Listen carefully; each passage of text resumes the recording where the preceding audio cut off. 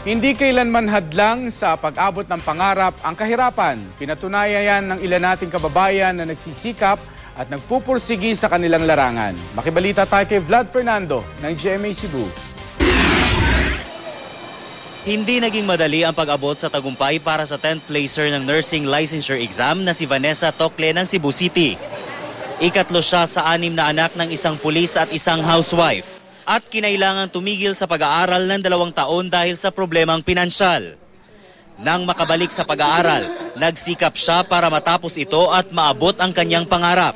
She's a very good example of a person who believes that difficulty in life, especially if it's economic or financial, is never a hindrance in achieving her dreams. I'm planning to, of course, pursue my dream of becoming a clinical instructor. Sa Davao City, mahigit 1,000 kabataan ang sumalang sa entrance examination ng Philippine Military Academy o PMA.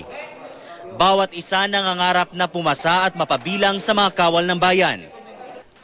350 lang ang matatanggap kaya labis ang kanilang pagsisikap na maipasa ang pagsusulit. We encourage the youth to have an involvement, active involvement dito sa stage kung saan ang armed forces natin ay nagkakaroon ng transformation. There are reforms going on, addressing corruption, yung mga...